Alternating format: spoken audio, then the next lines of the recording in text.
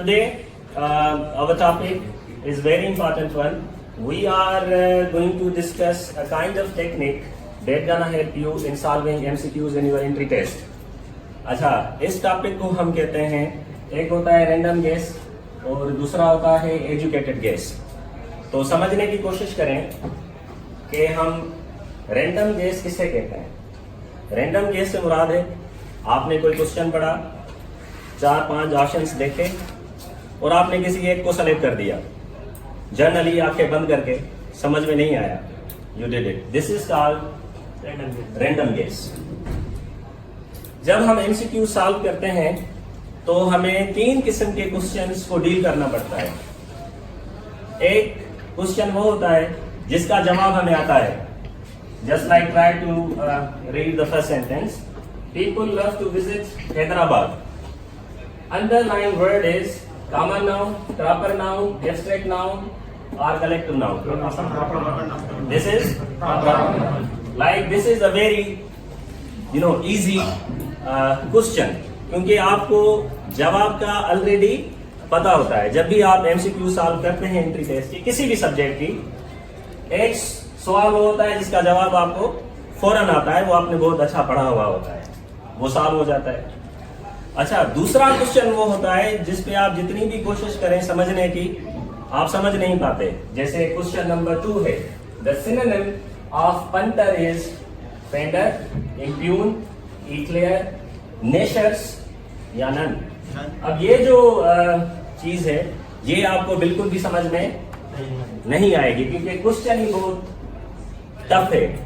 तो एक क्वेश्चन वो होता है जिसका जवाब बहुत आसान होता है.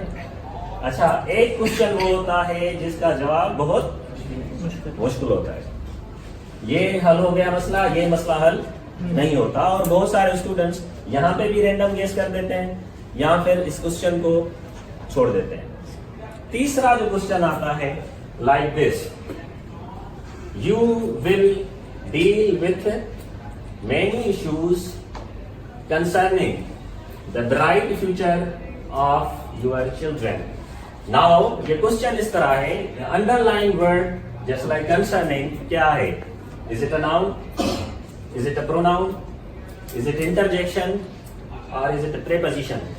तो ये अभी आपको समझ में नहीं आ रहा. अब हम क्या करते हैं, एक ट्रिक अप्लाई करते हैं.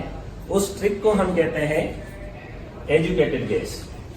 Now what is random guess? आपको पता है, अगर ये मैंने 4 ऑप्शंस यहाँ पे दिए हैं, अगर इनमें मैं 25% लगा दूं सब में, तो फिर ये कहाँ तक जाके पहुंचते हैं? 100% हो जाते हैं. मसलन जब हम रैंडम गेस लगाएंगे, रैंडम तुक्का लगाएंगे, तो 100% रिस्क ले रहे होते हैं. हमारा जो रिस्क है, रिस्क फैक्टर है, वो कितना है? 100%. 100% चांसेस हैं कि हम सही जवाब ढूंढने में गलत हो जाएं. इसको क्या कहा जाता है? Random guess. एंड बहुत सारे स्टूडेंट्स जान छुड़ाने के लिए, मे बी सर्टेन प्रेशर, जब टाइम बहुत कम होता है तो वो तुक्के मारते जाते हैं. What is the point is this, random guess तो हर कोई करता है. एजुकेटेड गेस के बारे में हमें कम पता है. What is educated guess? Educated guess से मुराद ये है कि आप अपना रिस्क फैक्टर जो है वो क्या करें? कम कर दें. अच्छा, वो रिस्क फैक्टर कैसे कम होगा? Eliminate the options, wrong options. आमतौर पे जो हमारी ट्रेनिंग की जाती है एमसीक्यू सॉल्व करने में, वो ये होती है कि जब हमें कोई क्वेश्चन मिलता है, we actually try to find out the right answer, and this is where we actually fail. हमें क्या बताया जाता है कि एमसीक्यूज में आपको क्या करना है? राइट ऑप्शंस को ढूंढना है. और आप राइट ऑप्शन के चक्कर में ठीक तरह से सवाल हल कर नहीं पाते. What is educated guess? The simplest definition is this, don't go for right option, try to find out the wrong option so that you may reach at the right option in proper way. Educated guess से मुराद ये है कि आप अपना risk factor कम करेंगे. मिसाल, इस सवाल को पढ़ें जो थोड़ा डिफिकल्ट है.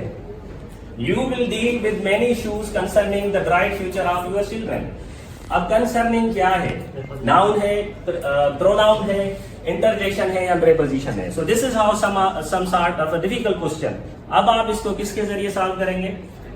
एजुकेटेड गेस के जरिए. मिसाल, आपको लगता है कंसर्निंग प्रोनाउन है, जो हमने प्रोनाउन पढ़े हैं, सब्जेक्ट प्रोनाउन, इंडेफिनिट प्रोनाउन, उसमें मैंने कंसर्निंग पढ़ाया आपको.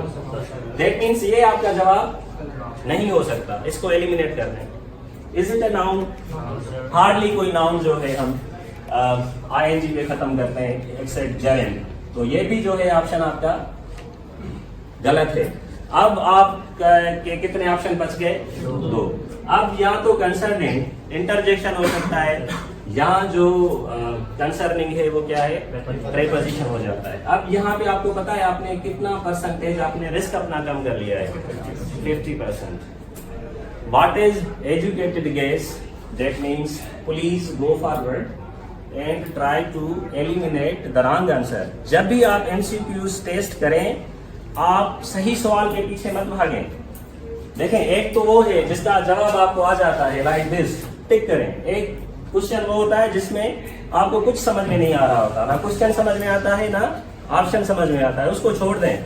अच्छा, जहां पे थोड़ी बहुत समझ होती है आपकी, वहां पे अगर ये आप एजुकेटेड गेस इस्तेमाल करेंगे तो देयर आर चांसेस कि आप बहुत अच्छी मार्क्स लें एंट्री टेस्ट में. Right? Basically the answer is preposition. Concerning is what?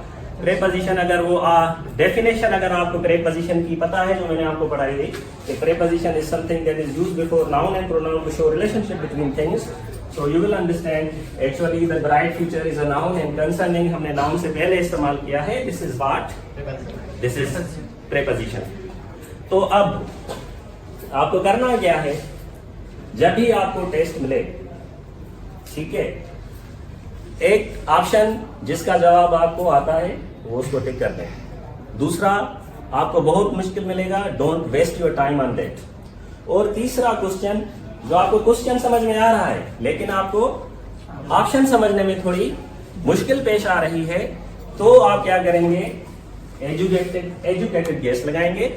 Educated guess से मुराद ये है कि please do not try to find out the right option, look into the wrong options. और जब आप रॉन्ग ऑप्शन समझ जाएंगे तो आप ऑटोमेटिकली राइट ऑप्शंस पे पहुंच जाएंगे. इसको हम कहते हैं एजुकेटेड गेस. अच्छा, आपको पता है एंट्री टेस्ट स्टूडेंट्स के लिए why this thing is very important.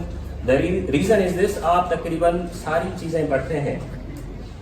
आप फिजिक्स बहुत अच्छे तरीके से पढ़ते हैं, आप केमिस्ट्री और बायोलॉजी या मैथमेटिक्स में थोड़ी रूल्स डिफरेंट होते हैं. बाय द वे, बायोलॉजी और फिजिक्स के टीचर्स अगर इस मेथड को फॉलो करें तो वो भी अपने स्टूडेंट्स को बहुत अच्छी मार्क्स दिलवा सकते हैं.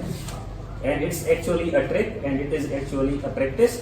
अगर आप इसमें माहिर हो गए तो लेट मी टेल यू, आप 50% आपका रिस्क कम हो जाएगा और आप बहुत अच्छे मार्क्स ले सकते हैं, even if you don't know the right option. Just go for that. Educated guess से मुराद है, आई एम रिपीटिंग, आपको क्या करना है? आपको ऑप्शन में से जो गलत ऑप्शन है उसको एलिमिनेट करना है. And I can give you 100 questions like this, जिसको बड़े आराम से आप सॉल्व कर सकते हैं. यस और नो? आप फिजिक्स पढ़ते हैं, specially these rules are for the students जो ऑलरेडी स्टडी कर रहे होते हैं, जिनको सब्जेक्ट के बारे में कुछ पता होता है. ये उसके लिए काम नहीं करेगा जिसको कुछ पता नहीं है. लाइक मैथमेटिक्स मुझे समझ में नहीं आती, अगर मैं मैथमेटिक्स में ये अप्लाई करूंगा तो वैसे मुझे फेल ही जाना है.